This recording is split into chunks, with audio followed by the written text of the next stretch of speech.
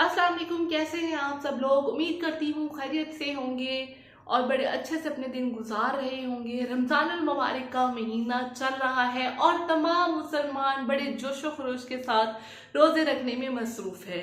लेकिन होता क्या है, बाद लोग ये शिकायत करते हैं कि जब हम रमज़ान के रोज़े रख रहे होते हैं तो हम सुस्ती काहली का शिकार होते हैं और हम कमज़ोरी महसूस करते हैं और हमारी डेली की जो एक्टिविटीज़ आमतौर पर चल रही होती हैं वो इफ़ेक्ट होती हैं और हम वैसे परफॉर्म नहीं कर पाते जैसे आम दिनों में कर रहे होते।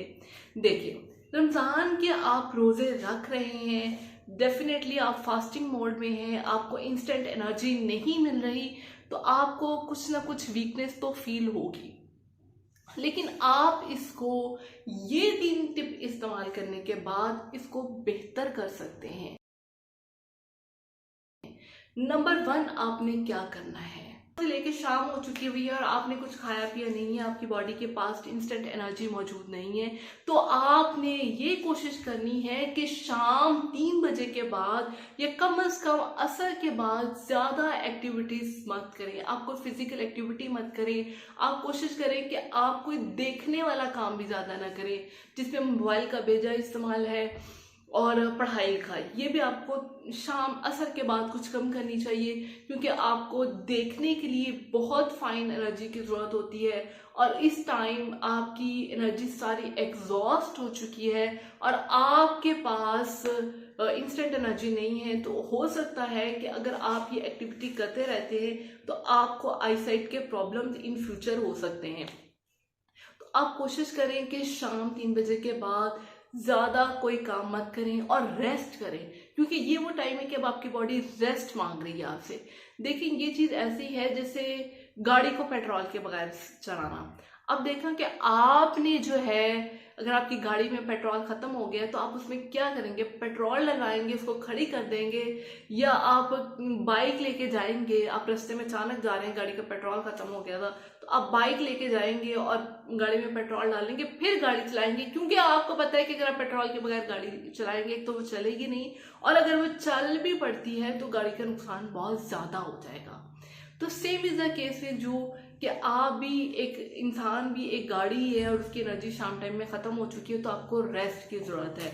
हाँ, फीमेल्स के लिए प्रॉब्लम होती है कि उन्होंने शाम में इफ्तारी बनानी होती है, तो इसके लिए मैं आप लोगों को ये सजेस्ट करूंगी कि आप अफ्तारी का मेजर काम सुबह टाइम में करके रख लें। और अगर सुबह में आप काम नहीं कर सकते, आप कोई जॉब होल्डर्स हैं, तो आप कोशिश करें कि आप प्री प्लान करें 1 डे बिफोर, कि आप कल का जितना भी आपने अफ्तारी बनानी है वो आप अफ्तारी के बाद सारा सामान उसका मेजर तैयार करके रख लें, कटिंग शटिंग करके रख लें। ये चीज़ें एक दिन में ख़राब नहीं होती और आजकल मौसम वैसे भी बेहतर है, और उनको आप जो है फ्रिज में स्टोर करें और अगले दिन सिर्फ आपने कुकिंग ही करनी होगी।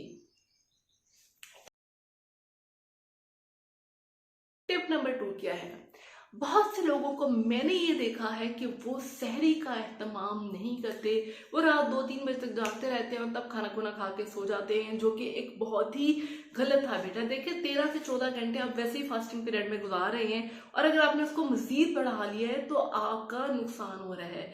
सहरी करना सुन्नत भी है और इसका सवाब भी बहुत ज़्यादा है।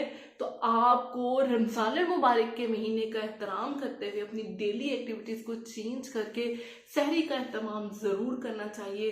ये लोगों में मैंने बहुत देखा है कि लोग सहरी का एहतमाम नहीं कर रहे और वो बड़े फ़ख्र से बताते हैं, तो 1-2 बजे रात को आराम से सो जाते हैं और शाम तक बिल्कुल वो डेड हुए होते हैं। तो प्लीज़ आप लोग ये मत करें, सहरी का एहतमाम लाजमी करें। टिप नंबर 3 अब क्या है? टिप नंबर 3 ये है कि आपने पानी का इनटेक ज़्यादा रखना है। देखिए, अब ये नहीं है कि सुबह का वक्त है, हम भी यही करते थे, लाइनी थी, और मुझे लगता है अभी भी बहुत से लोग ये करते हैं कि जब सुबह हम सैरी कर रहे होते हैं, हमें लग रहा होता है कि हमारे साथ कोई एक्स्ट्रा टैंक लग गया और उसको हम पानी के साथ भरते रहते हैं, भरते रहते हैं, भरते रहते हैं, उसका कोई फ़ायदा नहीं होने वाला। आपने ये करना है कि आपने अफ्तारी के बाद से लेके सुबह सहरी तक, यानी कि अफ्तारी को जब आपने 1 घंटा हो गया तो आपने पानी का एक एक गिलास घंटे घंटे के वक्त के साथ पीते रहना है। और अगर आप पानी पीने में सुस्ती कर जाते हैं तो आई विल रिकमेंड यू कि आप पानी की बोतल अपने पास रख लें और उसको पीते रहें, उससे आपको याद भी रहेगा। और ये अपने सहरी तक पीना है। सहरी में बहुत ज़्यादा खुद को फिल नहीं कर लेना, उसको कोई फ़ायदा नहीं होगा। देखिए वो चीज़ें आपकी किडनीज पे प्रेशर डालती हैं और क्योंकि आपने पानी का इंटेक बहुत ज़्यादा कर लिया है तो वो जल्द अज जल्द जो है वो उसको एक्सक्रीट आउट कर देगी और 6-7 बजे के बाद आपको फिर प्यास लग जाएगी। तो इसका मुनासिब तरीका ये है कि आप खुद को डिहाइड्रेशन से बचाएं। देखिए पानी बहुत ज़रूरी है और ये भी एक कमज़ोरी की वजह बनता है। जब आप में की बॉडी में डिहाइड्रेशन हो रही होती है तो आप के जो जितने भी फाइन टिश्यूज़ हैं, सेल्स हैं, उन तक एनर्जी नहीं पहुंचती, मेटाबॉलाइट्स नहीं पहुंचते और जिसकी वजह से आप सुस्ती और काहली का शिकार होते हैं। उम्मीद करती हूँ आपको मेरी ये टिप्स पसंद आई होंगी और अगर आप लोग मेरे चैनल पर नए हैं तो प्लीज़ मेरे चैनल को सब्सक्राइब कर दें। Thank you so much. Allah हाफिज़।